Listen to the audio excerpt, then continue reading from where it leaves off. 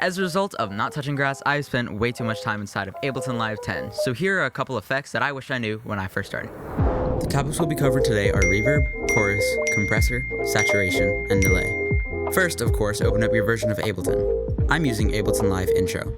As an example, I've recorded this quick guitar chord progression. Here's the raw clip.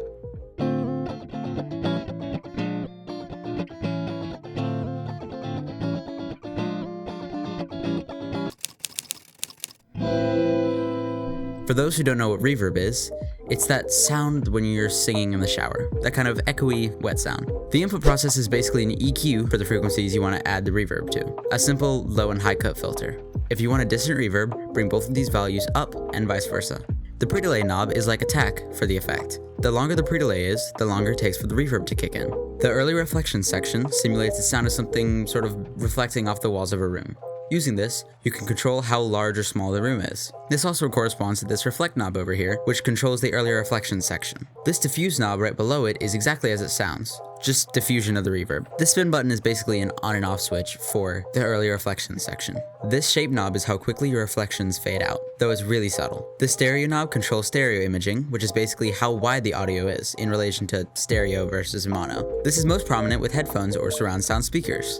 The size knob controls how large the room is based on global reverb, rather than just the reflections. Decay time controls how long the reverb tail is, and this diffusion network is similar to the input processing section, although this only affects the reverb tail. The specific knobs and levels are similar to the input processing. The freeze button freezes the reverb exactly at the sound wherever you turn it on. The cut button relates to the freeze in the sense that it only freezes one note, and flat basically tells the plugin to ignore the diffusion, though I typically ignore these buttons.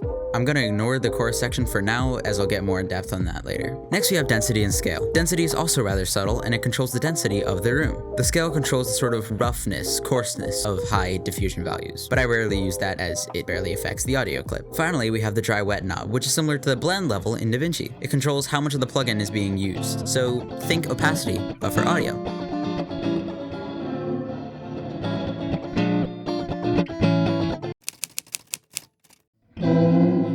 Much more simple than reverb, chorus is exactly what it sounds like. It emulates a chorus of whatever you're playing or recording. It creates sort of a thicker, denser sound, if you will. Like with reverb, the dry-wet knob just controls how much of the effect is being used. Now, with this duplicated sound, there are two delays. Delay 1 basically controls which frequencies are being allowed to pass through. This level is just the delay time. Now with delay 2, there are 3 modes. The first one is, obviously, off. Fix basically puts the delay time in a fixed position, and mod allows for full access to the modulation section. This little button here just links both delays. In this little window, how high or low you set it controls the amount of modulation, and how far to the right or left you put it controls the speed of the modulation. Feedback just controls how much of the signal is receiving feedback. The polarity is really only apparent at fast speeds, so I usually don't mess with that.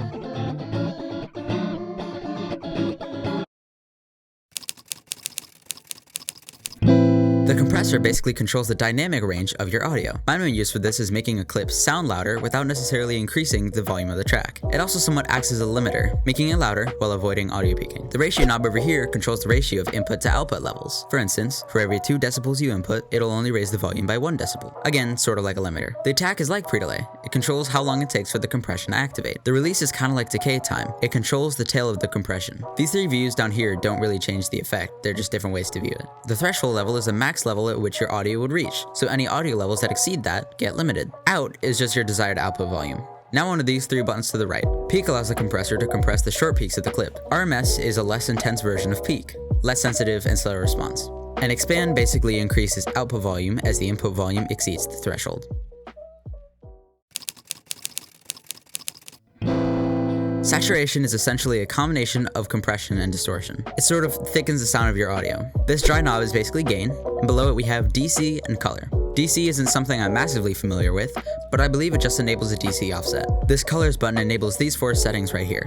Bass controls the saturation on the lower frequencies, frequency controls the center frequency of the saturation, width controls the size of the frequency, and depth, well, it controls the depth of the sound. Not sure how else to put it. Now we have these 6 audio levels. Drive controls how much the input will be influenced. Curve increases the harmonics to the input signal. Depth is just like the depth knob, I believe. Lin alters the linear portion of the curve. Damp flattens the frequency signals near the origin, somewhat like a noise gate. And period controls the number of sine ripples. This little menu just controls the type of curve.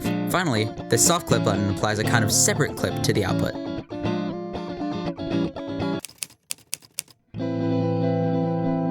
Finally, we have delay, which is essentially an echo effect.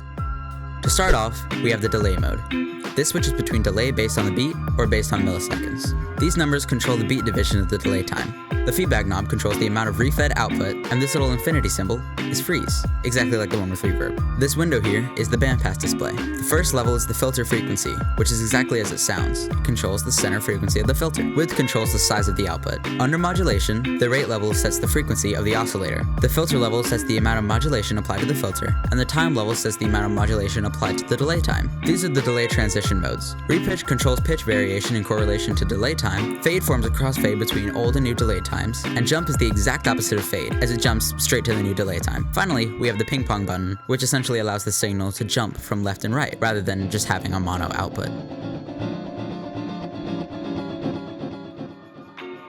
Well, that's it. Don't really know how to end this, so